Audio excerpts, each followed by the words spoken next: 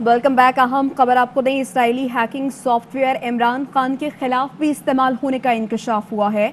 Record के मुताबिक मुख्तलिफ नंबर्स में एक नंबर वज़ीर आज़म के ज़ेरे इस्तेमाल था। वाशिंगटन पोस्ट के मुताबिक ये खबर है कि नवाज शरीफ की हुकूमत में सॉफ्टवेयर इमरान खान के इस्तेमाल हुआ और नवाज हुकूमत में सॉफ्टवेयर हसास इदारों सियासतदानों के खिलाफ भी इस्तेमाल हुआ। ज़रा ऐसा बताते हैं। जी हाँ, इसराइली कंपनी है NSO और पेगासस जो कि हैकिंग सॉफ्टवेयर है इसराइली कंपनी का, दुनिया भर में हुकूमतों के खिलाफ ये इस्तेमाल हुआ है। कल से ये इंकशाफात हो रहे हैं। पहले गार्डियन ने ये स्टोरी ब्रेक की, उसके बाद हमने देखा कि वाशिंगटन पोस्ट ने भी इस स्टोरी की तस्दीक की है। अब जो लिस्ट सामने आई है उसमें अब के जो वज़ीर आज़म इमरान खान साहब हैं उनके खिलाफ भी नवाज शरीफ दौरे हुकूमत में ये इस्तेमाल हो चुका है।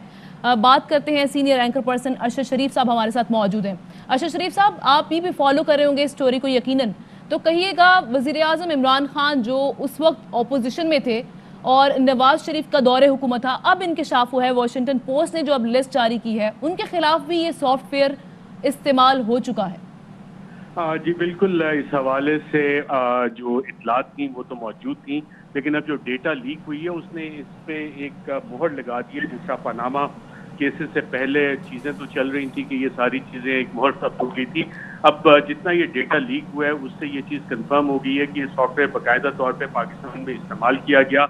नवाज शरीफ साहब के दौरे हुकूमत में ये लिया गया था और एक हसास इदारे को इस हवाले से फंडिंग दी गई थी, बाकायदा उसको टारगेट लिस्ट दी गई थी, जिसमें कि अपोजिशन के सियासतदान बिलखसूस पाकिस्तान तहरीक इंसाफ के उस वक्त के सरबराह इमरान खान साहब, मौजूदा सदर मुमलिकत डॉक्टर आरिफ अलवी साहब, चंद सीनियर मिलिट्री हुक्काम, कुछ हसास इदारों के सरबराहान, उनके नंबर और सहाफ़ियों के नंबर इसमें मौजूद थे। ये काफ़ी लंबी लिस्ट थी जो कि उस वक्त असाइन की गई थी और उसकी बाकायदा मॉनिटरिंग होती थी। और इस सॉफ्टवेयर की एक ख़ास बात ये है कि जो आपके स्मार्टफोन्स हैं उसका स्पीकर और कैमरा किसी वक्त भी आप रिमोटली ऑन कर सकते हैं। ना सिर्फ ये भी इतलात आ रही थी कि जो मुख्तलिफ एप्लीकेशंस के ज़रिए बातचीत होती है जिनको सिक्योर करके समझा जाता है कि अगर आपका फ़ोन टारगेट लिस्ट पे आ जाए तो ये आप सॉफ्टवेयर आपको एक्सेस देता था।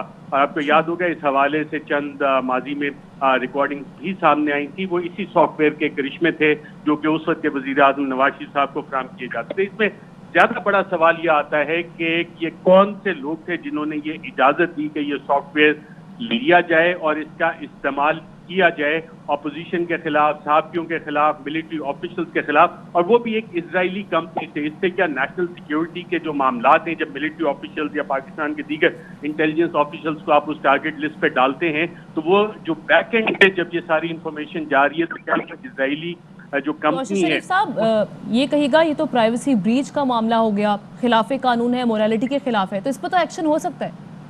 इस पे एक्शन होगा नहीं, उसकी मैं आपको बड़ी बुनियादी वजह बताता हूँ कि पाकिस्तान में बहुत से इस तरह के जो वाक़यात होते हैं, इस तरह की जो चीज़ें सामने आती हैं, उसके ऊपर नेशनल सिक्योरिटी का या कौमी सलामती का लबादा चढ़ा के उन्हें बंद कर दिया जाता है। जब पाकिस्तान तहरीक इंसाफ की हुकूमत आई थी तो इन्होंने एक और तहकीक भी की थी जिस हवाले से कौमी असम्बली के फ्लोर पे तकारीर भी मौजूद हैं कि जनाब एक PR फर्म हायर की गई थी और उसको पैसे कहाँ से फराहम किए गए। पैसे भी पाकिस्तान के अंदर से फराहम किए गए थे, एक सरकारी इदारे ने फराहम किए थे उस वक्त जो नून लीग की कैंपेन को बिल्डअप करने के लिए। अब प्राइम मिनिस्टर इमरान खान साहब लेकिन उससे ज्यादा जो सीरियस चीज है कि एक नेशनल सिक्योरिटी ब्रीच का तो इसमें कहीं एलिमेंट नहीं आता कि जो रिकॉर्डिंग्स थी या जिस तरह का डेटा था बैक एंड पे जो कंपनी सॉफ्टवेयर बनाती है उसके पास उस सर्वर का सारा एक्सेस होता है और उस डेटे को जो अगर वो इंक्रिप्टेड भी हो तो उसको बाकायदा तौर पे इस्तेमाल किया जा सकता है सारी इंफॉर्मेशन। अब ये कौन कौन लोग थे, क्या था, किसने इजाजत दी, सबसे बड़ा ये, और इस्तेमाल कौन कर रहा था और कितनी बड़ा पाकिस्तान में सिक्योरिटी ब्रीच हुआ। इजराइल इंडियन कोलैबोरेशन हमारे सामने कि किस किस तरह से रॉ और मोसाद कोलैबोरेट करते रहे, वो ज्यादा बड़ा एक सिक्योरिटी का इशू है। लेकिन जिसका माजी में होता है, अगर वजीर आजम इमरान खान इस पे स्टैंड लें तो उन्हें पता लगेगा कि उनके आसपास जो कुछ लोग हैं कौन उनमें से आए थे कि ना चलें इस मसले को जाने दें, इसको छोड़ दें।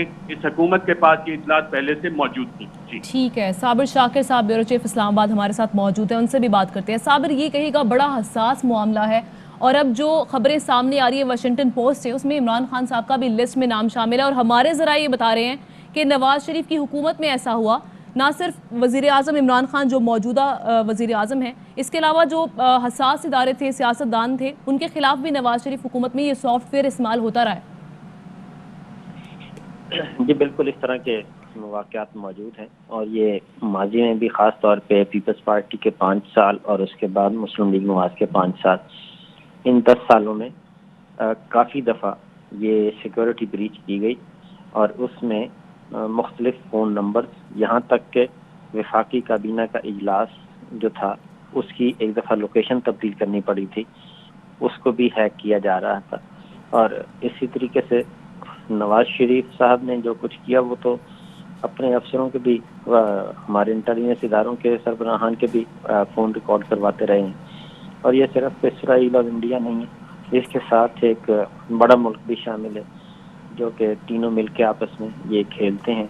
اور یہاں پہ اسلام آباد میں آپ سن کے حیران ہوں گے کہ امریکی جو سفارت خانہ ہے وہ دنیا کا دوسرا بڑا سفارت خانہ ہے ادھر، اور اس میں 4,500 لوگ جو ہیں، کوئی کانٹریکٹر کے نام پہ، کوئی ٹیکنیکل کے نام پہ، کوئی سفارتکار، اس طریقے سے وہ موجود ہیں، اور ان کو کوئی پوچھنے والا نہیں۔ اور ابھی بھی کوئی خاص امپورٹنٹ نوعیت کی میٹنگ ہو تو پھر وزیر اعظم ہاؤس میں نہیں کی جاتی، اور اس کے لیے ISI ہیڈ کوارٹر یا پھر پنڈی کا چناؤ کیا جاتا ہے۔ تو نواز شریف صاحب کے دور میں یہ سب کچھ ہوتا رہا، اور اسی طریقے سے ہمارے پاس بھی کاؤنٹر انفارمیشن موجود ہوتی تھیں۔ تو یہ ابھی ڈسکلوز انہوں نے اب کیا ہے، یہ چیزیں چلتی آ رہی ہیں۔ کارگل کے دوران آپ کو یاد ہوگا کہ چائنا سے general Pervez Musharraf army chief سے ان کا ٹیلی فون ہیک کیا گیا تھا، ان کی کال، اور اس کے بھی مندرجات سامنے آ گئے تھے۔ ٹھیک ہے، بہت شکریہ صابر شاکر صاحب۔ ارشد شریف صاحب ہمارے ساتھ اس خبر سے متعلق موجود تھے۔